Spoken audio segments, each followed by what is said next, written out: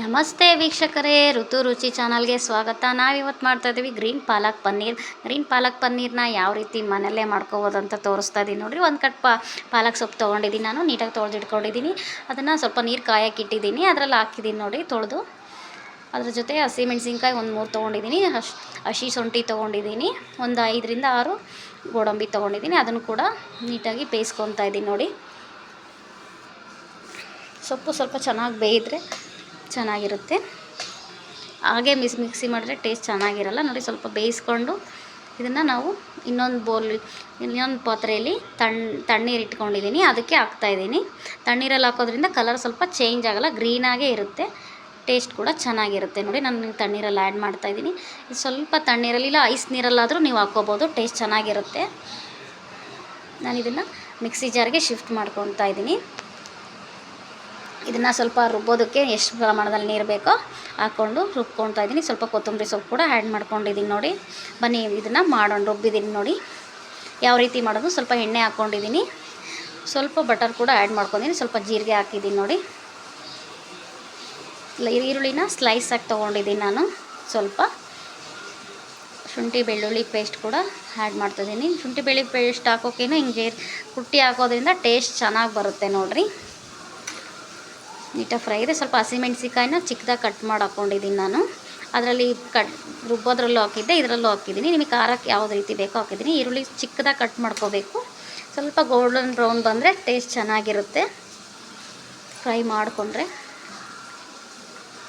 ನೋಡಿ. ಈ ರೀತಿ ಚೆನ್ನಾಗಿ ಫ್ರೈ ಮಾಡ್ಕೊಂಡಿದ್ದೀನಿ.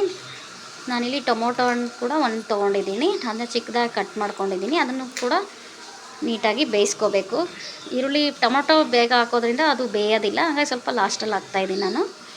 ಸ್ವಲ್ಪ ಅರಿಶಿನ ಪುಡಿ ಆ್ಯಡ್ ಮಾಡ್ತಾಯಿದ್ದೀನಿ ಮತ್ತು ಕೊತ್ತಂಬರಿ ಕಾಳು ಪುಡಿ, ಧನಿಯಾ ಪೌಡ್ರು ಅಂತಲೇ ಹೇಳ್ತೀನಿ, ಅದನ್ನ ಹಾಕಿದ್ದೀನಿ. 1 ಸ್ಪೂನ್ ಹಾಕಿದ್ದೀನಿ.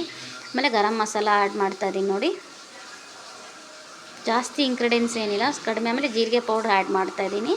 ಇದು ನೀಟಾಗಿ ಮಸಾಲೆ ಎಲ್ಲ ಹೊಂದ್ಕೋಬೇಕಾಗಿ ಸ್ವಲ್ಪ ನೀರು ಹಾಕಿ ಇದನ್ನ ಸ್ವಲ್ಪ ಬಾಯ್ಲ್ ಆಗೋಕ್ಕೆ ಬಿಟ್ಬಿಡಬೇಕು. ಮಸಾಲೆ ಎಲ್ಲ ಈಗ ತರಕಾರಿಗೆ ಹೊಂದ್ಕೋಬೇಕು, ಆ ರೀತಿ ಸ್ವಲ್ಪ ಬೇಯಿಸಬೇಕು. ಇನ್ನೇನು ಹೊಂದ್ಕೊಂಡಿದೆ ನೋಡಿ ನೀಟಾಗಿ. ಈ ರುಬ್ಬಿರುವಂಥ ಇದನ್ನು ಮಿಶ್ರಣನ ಹಾಕ್ತಾಯಿದ್ದೀನಿ ನೋಡಿ. ನೀಟಾಗಿ ಕೈ ಆಡಬೇಕು. ಸ್ವಲ್ಪ ಕೈ ಆಡ್ತಾ ಇದ್ದರೆ ತಳ ಹಿಡಿಯೋದಿಲ್ಲ. ದಪ್ಪ ತಳ ಪಾತ್ರೆ ತೊಗೋಬೇಕು. ನಾನು ಪನ್ನೀರನ್ನ ಡೈರೆಕ್ಟ್ ಹಾಗೆ ಕಟ್ ಮಾಡಿ ಹಾಕೋದಿಲ್ಲ, ಸ್ವಲ್ಪ ನೀರಲ್ಲಿ ಹಾಕಿ ಕಟ್ ಮಾಡಿ ನೀರಲ್ಲಿ ಹಾಕೋದ್ರಿಂದ ಹುಳಿ ಅಂಶ ಎಲ್ಲ ಬಿಡುತ್ತೆ, ಟೇಸ್ಟ್ ಚೆನ್ನಾಗಿರುತ್ತೆ. ಪನ್ನೀರು ಸ್ಮೂತಾಗಿರುತ್ತೆ ನೋಡಿ. ಮಸಾಲೆ ಎಲ್ಲ ನೀಟಾಗಿ ಬೆಂದಿದೆ. ಈಗ ಪನ್ನೀರ್ ಆ್ಯಡ್ ಮಾಡ್ಕೊತಾ ಇದ್ದೀನಿ. ಫ್ರೈ ಏನು ಮಾಡ್ಕೊಂಡಿಲ್ಲ, ಹಂಗೆ ಡೈರೆಕ್ಟಾಗಿ ಆ್ಯಡ್ ಮಾಡ್ತಾಯಿದ್ದೀನಿ ನೋಡಿ. ಹೋಟೆಲ್ ಟೇಸ್ಟ್ ಥರನೇ ಬರುತ್ತೆ, ತುಂಬ ಚೆನ್ನಾಗಿರುತ್ತೆ ಟೇಸ್ಟು. ಟ್ರೈ ಮಾಡಿ ನೋಡಿ. ಸ್ವಲ್ಪ ತರಕಾರಿ ಎಲ್ಲ ಇದು ಕಾಣಿಸುತ್ತೆ, ನೀಟಾಗಿ ಫ್ರೈ ಆಗೋದ್ರಿಂದ ಟೇಸ್ಟ್ ಚೆನ್ನಾಗಿರುತ್ತೆ ನೋಡಿ. ನೀಟಾಗಿ ಬೇಯ್ತಾ ಇದೆ. ಪನ್ನೀರು ಸ್ವಲ್ಪ ಮಸಾಲೆಗೆಲ್ಲ ಹೊಂದ್ಕೋಬೇಕು, ಆ ರೀತಿ ಬೇಯಿಸಬೇಕು. ಲಾಸ್ಟಲ್ಲಿ ಸ್ವಲ್ಪ ಬಟರ್ ಆ್ಯಡ್ ಮಾಡ್ತಾಯಿದ್ದೀನಿ.